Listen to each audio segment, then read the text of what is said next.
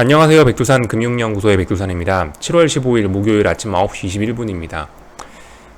코스피가 일단은 3거래일째 만약 이렇게 마감이 된다라고 하면요. 지금 코스피가 밀리고 있는데 이런 모습으로 마감이 된다라고 하면 3거래일째 435를 못 넘었습니다. 435를 저항으로 만들었습니다라는 이야기를 할 수 있을 겁니다. 그죠?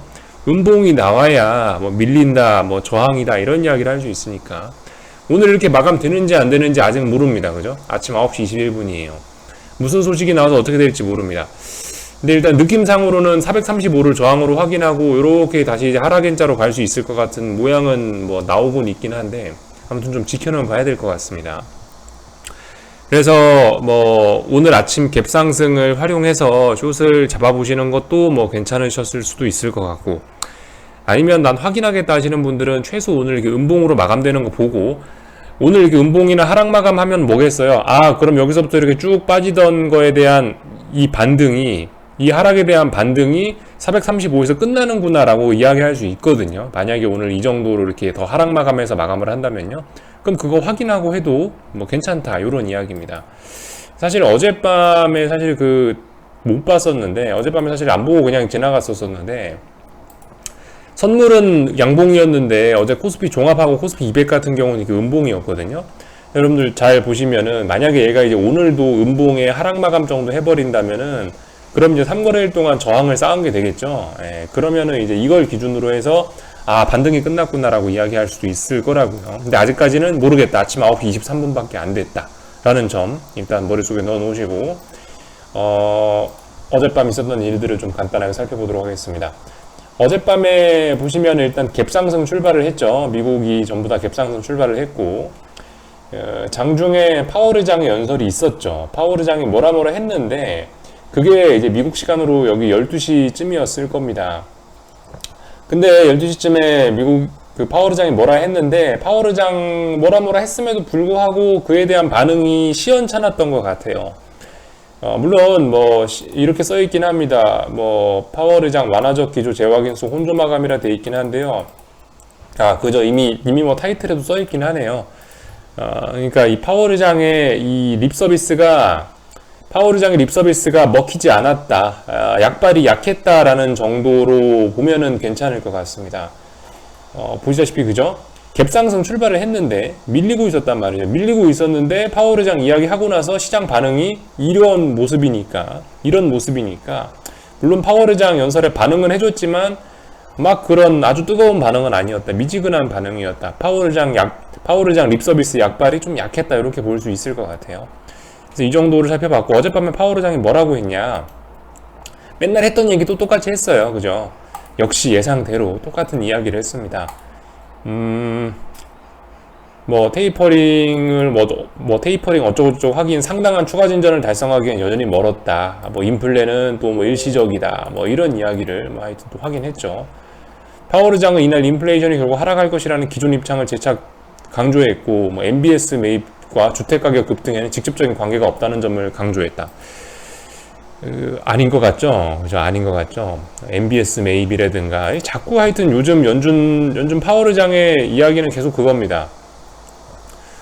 주식 가격이 비싼 것 같지 않냐라고 예전에 어떤 기자가 질문을 했었는데, 그게 연준 때문인 거 아닙니까? 라고 질문을 했었는데, 아니라고 이야기를 했죠.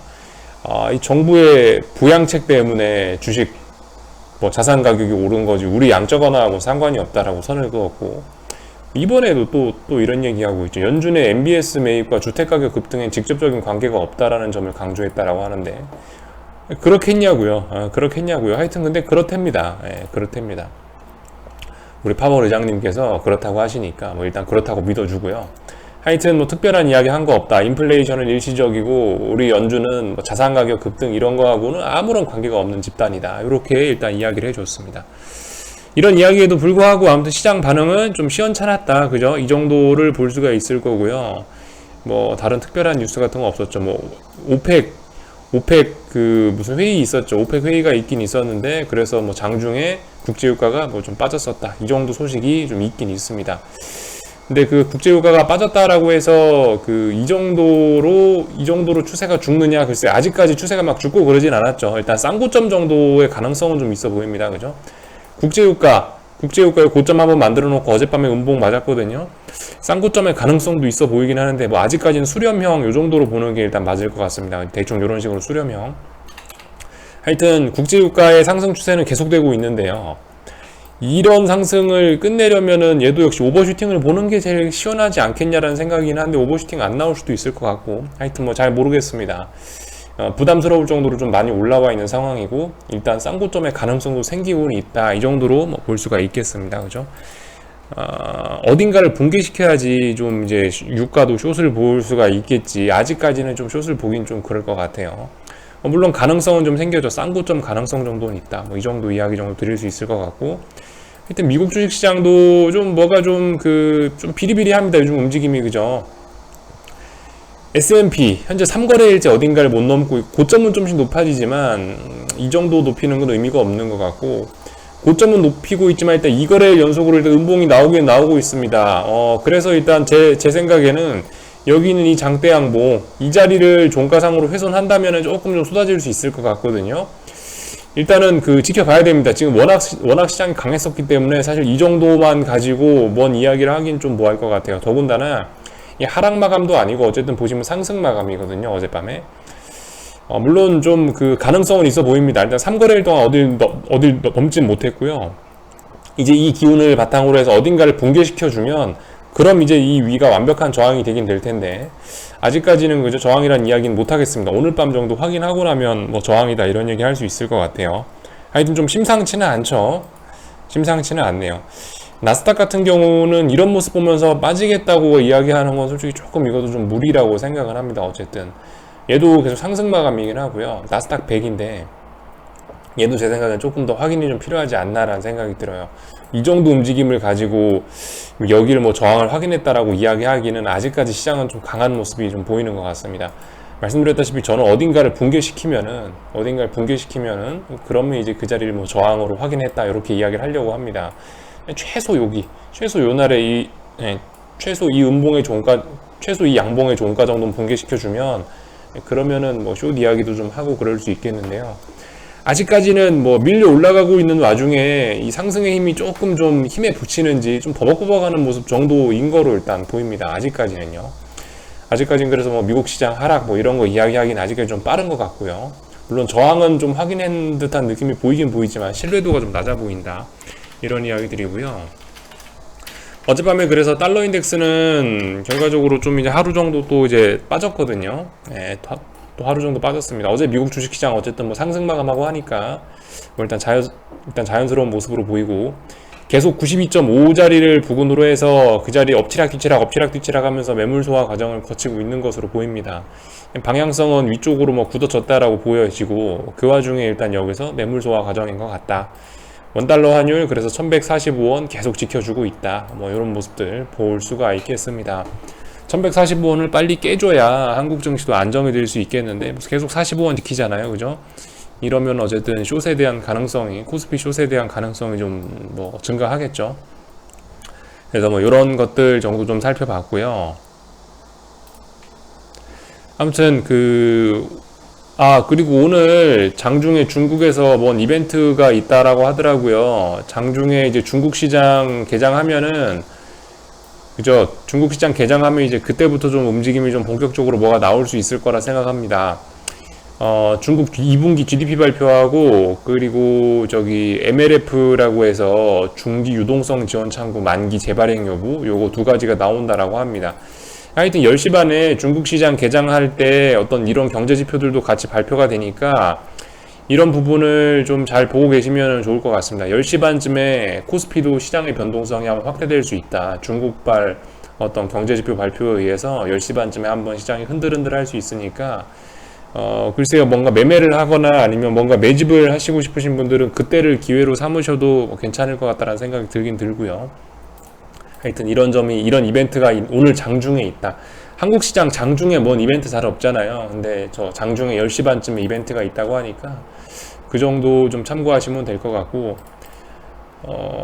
하여튼 일단 조금 뭐 기다려 보겠습니다. 오늘 아무튼 이렇게 하락 마감 해줘야지 이제 435가 저항이 됐네요. 435가 저항이 됐으니까 요렇게 해서 하락 N자로 빠지던 거 여기서부터 이제 드디어 435까지의 반등이 끝나고 또 밀립니다 라고 이야기할 수 있을 거예요. 그 하락 마감해야지. 하락 마감해야 그렇게 이야기를 할 수 있을 겁니다.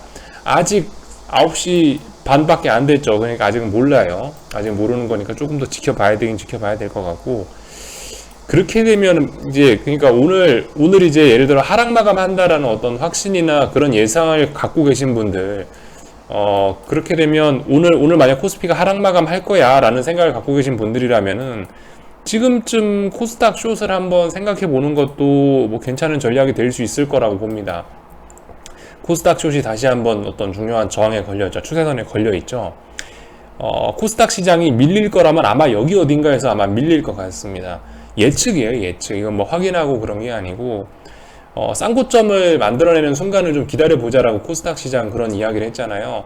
이 자리가, 만약에 오늘 코스피가 이렇게 밀린다라고 한다면요, 지금 이 자리가 아마 코스닥 숏을 진입하는 그런 찬스가 될 수도 있을 거라고 봅니다. 이 자리가, 지금쯤 이 가격이요.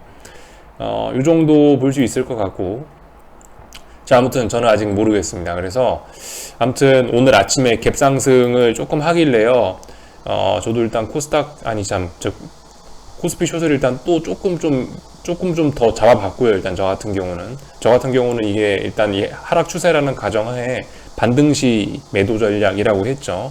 반등이 튀어 올라왔으니까 그 자리에서 숏을 잡아본다라는 이야기를 했고, 그래서 일단 오늘 아침에 또 조금 좀 물량을 좀 늘려봤어요. 일단 그런 식으로 대응을 했고, 일단 뭐 기다려 볼 뿐입니다. 일단 오늘 삼성전자 내려오는 꼬라지를 보면 좀 심상치는 않네요. 그죠? 삼성전자 내려오는 꼬라지를 보면 심상치는 않고, 하여튼 뭐 이런 모습이에요. 저도 어떻게 될지는 하여튼 모르겠고, 원달러 환율 같은 경우는 지금 현재 오늘 보시면 45원에다 딱 개파락 출발해갖고 45원을 지금 지지력으로 삼아서 가는 모습들이 보이고 있습니다. 하여튼 오늘은 조금 좀 중요한 날일 것 같네요. 오늘은 뭐 마냥 나가 놀지는 않고 그래도 조금 좀 지켜봐야 되겠습니다. 10시 반에 이벤트 있다고 하니까 그거 경제지표들 한 번씩 살펴보시고요. 여기쯤에서 마칠게요. 궁금한 거 리플 남겨주시고요. 저녁에도 뵙도록 하겠습니다.